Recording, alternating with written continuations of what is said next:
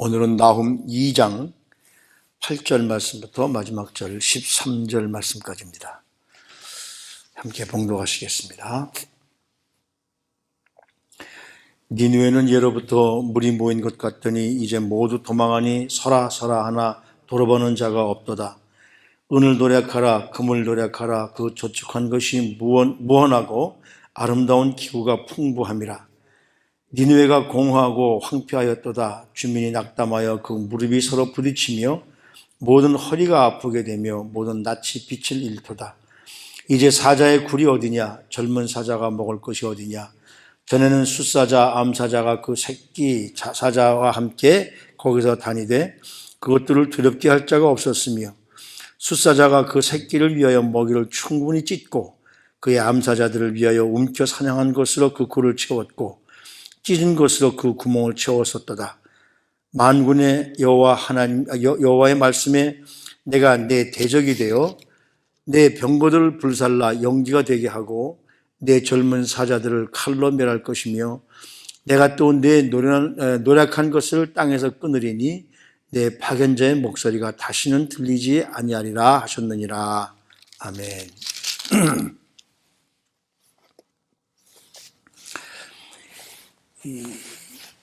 아수르가 이제 그 메대와 바벨론 연합국에 의해서 멸망당하는, 그래서 과거에 니느웨라고 한다면 분명히 잘 나가는 도시였었습니다.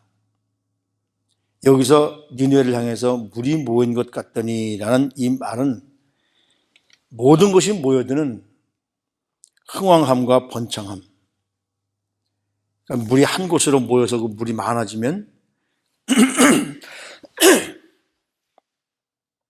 물이 풍부해지니까 물이 풍부한 곳에 그 도시가 세워지거든요. 그러니까 니느웨는 정말 번창한 도시였었고 정말 흥왕한 도시였었는데 아수르의 수도이기 때문에 아수르가 그 지역의 패권을 잡으면서 모든 도시와 도시 중에서도 영광을 누렸던 자리죠. 근데 여기 보니까 이제 모두 도망하니 서라 해도 돌아보는 자가 없다. 이제 세상이 완전히 바뀌었다는 거죠. 지금 그 메대와 바벨론의 연합군의 침략에 의해서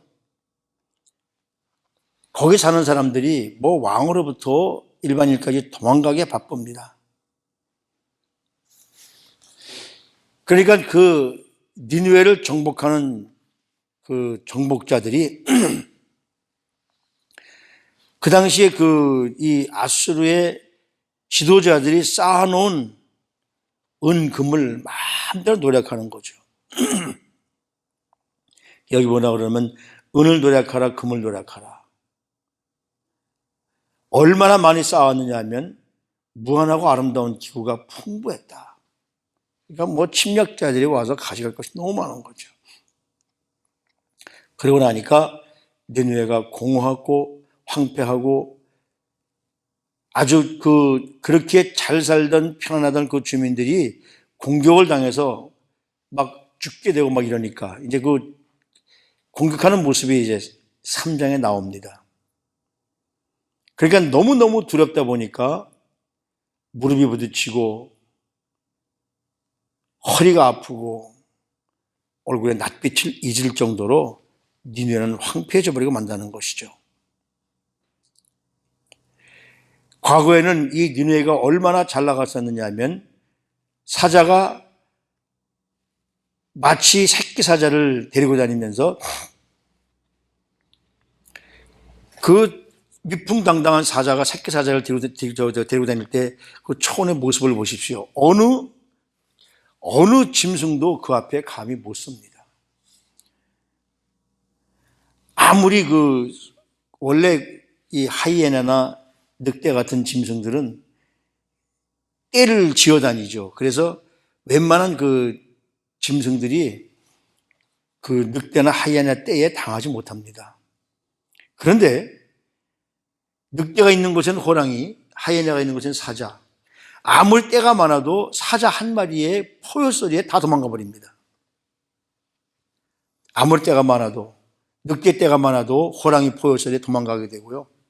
하야네가 그렇게 무리지어 다니면서 짐승들을 어렵게 해도 사자 한 마리를 못 당하죠.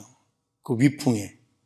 그 정도로 잘 나가는 나라가 바로 이 아수르였었는데, 얼마만큼 그 아수르가 잘 나갔느냐 하면, 숫사자가 그 새끼를 위하여 먹이를 충분히 찢고 그의 암사자들을 위하여 움켜 사냥한 것으로 굴을 채울 정도로. 그런데 그것이 이제 완전히 황폐해졌다는 것이죠. 왜? 하나님이 손을 대시니까 그래요. 하나님의 손을 대시면 그 어떤 나라나 개인도 절대로 살아날 수 없음을 깨달아야 됩니다. 아무리 물이 모여드는 흥황하고 번창한 장소라 할지라도 하나님이 흩어버리시면 거기에 아무것도 없어지는, 우리 삶에 혹시라도 교만을 쌓아두는 도구는 없을까요? 아수르가 그렇게 교만했기 때문에 하나님께서 이렇게 황폐하게 만드시는 겁니다. 얼마만큼 하나님이 황폐하게 만드시느냐 하면 마지막 절 13절 말씀을 보면 만군의 여호와의 말씀에 내가 내 대적이 되어 그렇게 말합니다. 이 니느웨가 이렇게 철저하게 파괴된 그 이유는 다른 데 있는 것이 아니라 하나님의 대적이 되었기 때문에 그래요. 교만한 자는 자기의 눈이 높아지기 때문에, 눈이 높아지다 보니까 얼마만큼 높아지냐면 하나님만큼 높아지게 됩니다. 하나님보다 더 높아지는 것이죠. 이사야에서도 보면 너 아침의 별 계명성아 이렇게 나와요. 내가 높은 보좌에 앉아서 이렇게 나오거든요. 그게 바로 과거에는 하나님이 천사 장으로 세웠었는데 장으로 세우니까 교만해져서 자기가 하나님처럼 되려고. 그러니까 하나님을 대적하는 사람들은 왜 대적하느냐 하면 교만하기 때문에 대적하는 겁니다. 하나님께 반기를 드는 사람은 내가 하나님보다 더 높아질 수 있다, 하나님만큼 될 수 있다는 그 교만함 때문에 그렇게 되는 것이죠. 하나님을 대적으로 삼아서 이길 군대나 사람이 어디 있습니까? 그래서 여기 뭐냐면 내가 병거들을 불살라 연기가 되게 하고 내 젊은 사자들을 칼로 멸할 것이며, 누가? 하나님이에요. 내가 또 내 노력한 것을 땅에서 끊으리니 이제 앞으로는 내가 이제 거둘 것이 없다는 거예요. 내 파견자의 목소리가 다시는 들리지 아니하리라. 다시 말하면 그 히스기야 왕 때에 아수르 왕이 그 사자를 보내서 히스기야 그리고 백성들 그리고 하나님을 모독하잖아요. 그런 것처럼 이제는 그런 파견자 소리도 들리지 않을 정도로 이제는 너희는 완전히 파괴시키겠다. 이제는 하나님께서 친히 하나님을 반대하는 자들의 대적이 되겠다고 말씀하시면서 감히 하나님 앞에 누구도 대적하지 못하도록 하나님이 직접 젊은 사자들을 칼로 멸할 것이고, 이제 내가 지금까지 이 땅에서 노력한 모든 것들을 다 없애버리겠다. 하나님의 절대 권위는 하나님을 대적하는 자들이 교만하게 설 때에 그들이 잘 나가는 것 같지만 반드시 하나님의 권위는 그들을 무너뜨리고 하나님의 능력대로 세워질 겁니다. 때문에 우리는 어떤 어려운 일이 일어난다 할지라도 절대로 두려워할 이유가 없죠. 잘 살던 사람이, 편안하게 살던 사람이 그 자기들이 나라가 잘 사니까 남의 나라를 우습게 알던 사람들이 하나님이 손 대시니까 어떻습니까? 다리가 떨릴 정도로, 마음이 떨릴 정도로. 하나님의 심판은 우리 그리스도인들에게는 정말 최고의 평안이지만 바로 그때의 악인들에게는 멸망을 가져다 줍니다. 공산주의자 칼 막스가 지금 세계가 지금 이 이데올로기 싸움이잖아요. 거기서 지금 이데올로기 싸움에서 지금 그 한국도 지금 이 두 파가 나누는 것이 정말 자유민주주의를 사랑했던 우리들과 그 자유민주주의를 파괴하려는 사회주의 공산주의자들과의 지금 그 싸움이죠. 바로 그게 영적 싸움입니다. 칼 막스가 젊었을 때 이런 시를 썼다고 그래요. 나는 하나님처럼 뻐기면서 다니겠네. 이 세계의 황무지 쌓이를 내가 하는 말에 강력한 힘을 부여하면 창조주와 똑같은 기분이 되겠지. 뭐 이런 그 시를 지었다고 그래요. 그게 이 시를 보면 자기 자신과 창조주를 동일시하고 있는 것이죠. 창조주와 똑같은 기분이겠지. 자신의 말처럼 창조주처럼 되려고 막강한 권력을 가졌던 이 칼 막스. 이 칼 막스는 기독교의 인간관과 죄관과 구원관과 종말론을 모두 뒤집어 놓습니다. 그것이 바로 막스주의죠. 마르크스주의라고 하는 거죠. 그게 어디서부터 시작됐느냐 하면 헤겔이라는 사람의 사상에부터 시작됩니다. 그래서 이 땅에 모든 인간들이 끊임없이 진화하게 되면 지상나라가 바로 지상낙원, 이 지상에서 낙원이 완성될 것이다.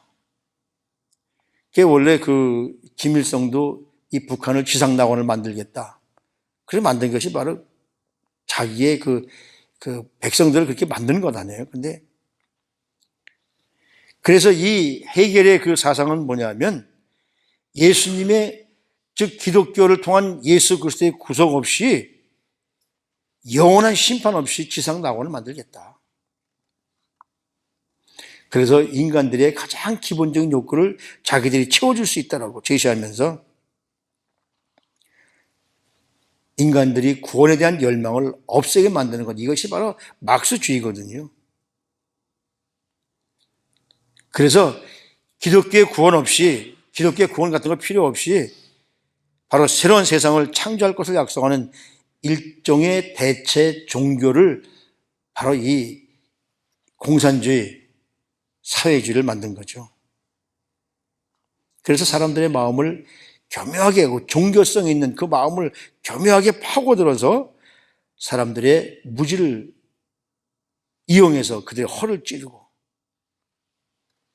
그래서 이 땅에서 우리가 함께 노력해 살면 부자와 가난한 사람 없이 모두가 평등하게 사는 지상낙원이 될 것이다.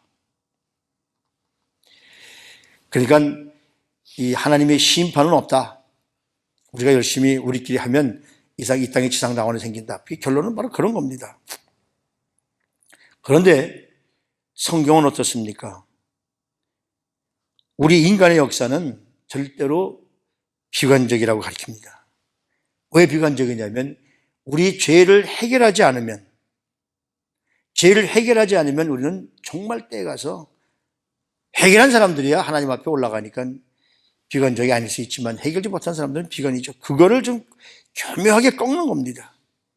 그래서 이 땅에 유물 사상을 넣어줘가지고 오늘날 이 다문화 속에서 여자, 흑인, 동성애자, 낙태론자들이 마치 억압받는 것처럼, 그래서 이 안티파가 생기는 것이고, 그래서 BLM이 생기는 것이고, 그래서 페미니즘이 생겨서 이 온 세계를 지금 어지럽히고 있죠. 이런 것들이 등장해서. 이것이 어디서부터 시작된 거냐면 바로 교만에서부터 시작된 겁니다. 왜 모든 인류가 잘 살자고, 그런 것이 바로 공산주의라고 이렇게 말하면서 왜 소수자들만이 자기들이 몫을 높여야 되고, 이런 모습들이 바로 우리가 이 마지막 때 가장 경계해야 될 대상임을 깨닫습니다. 그들은 종말도 없고 심판도 없다는 거예요. 우리끼리 잘하면 지상 낙원이 이루어진다는 것이죠. 분명하게 말씀드리지만 교만은 하나님이 가장 싫어하시는 죄입니다. 에덴 동산에서 아담과 하와가 죄를 짓게 된 시작이 뭐냐면 이 뱀, 사탄, 마귀가 찾아와서 네가 그것을 먹는 날에는 하나님과 같이 눈이 밝아져서 하나님과 같이 된다는 말에 쏘은 것이거든요. 그럼에도 불구하고 여전히 사탄이 가장 사용하기 좋은 무기가 이 교만입니다. 이런 교만에서 출발한 여러 사상들을 잘 구별하는 저와 여러분들이 되어져야 될 줄로 압니다. 아수르가 왜 멸망당합니까? 교만해서 그래요. 교만하다 보니까 하나님을 대적해서 그래요. 우리 속에도 교만한 마음이 들어오면 저절로 하나님을 대적하는 모습이 내 속에서부터 나옵니다. 우리 인간이. 그렇기 때문에 우리는 언제나 하나님 앞에 정말 아무것도 할 수 없는 존재, 하나님이 도와주시지 않으면 아무것도 할 수 없는 존재라는 사실을 깨닫고 어떤 일이 닥쳐도 하나님이 나와 함께 하시고 하나님이 내 편이시기 때문에 우리는 승리할 수 있다는 그러한 자부심을 가지고 주님이 나의 아버지신데 절대로 우린 그 아버지 앞에 교만한 모습을 내려놓고 하나님만이 우리 삶을 인도하시는 대로 따라가시는 하나님의 뜻대로 삶을 살아드리는 우리 사랑하는 성도님들의 삶이 되셔서 이 마지막 때에 이 어려운 때에 이 모든 어려움을 이기고 하나님에 의해서 변화된 사랑하는 성도님들의 삶이 될 수 있게 되시기를 주님의 이름으로 부탁을 드립니다. 하나님, 모든 우리 삶의 주권이 하나님께 있음을 다시 한번 고백합니다. 비록 내가 지금 서 있고 내가 있는 자리가 참 이만하면 됐지라는 자리가 된다 할지라도 그것은 하나님께서 우리를 세워주시는 자리지 우리가 서는 자리가 아님을 다시 한번 깨닫습니다. 하나님께서 흩어버리시면 아무 소용없습니다. 늘 겸손한 모습으로 주님께 나아갈 수 있도록 우리 사랑하는 성도님들을 축복해 주시옵소서. 존귀하신 우리 구주 예수 그리스도 이름으로 감사하며 기도드리옵나이다. 아멘.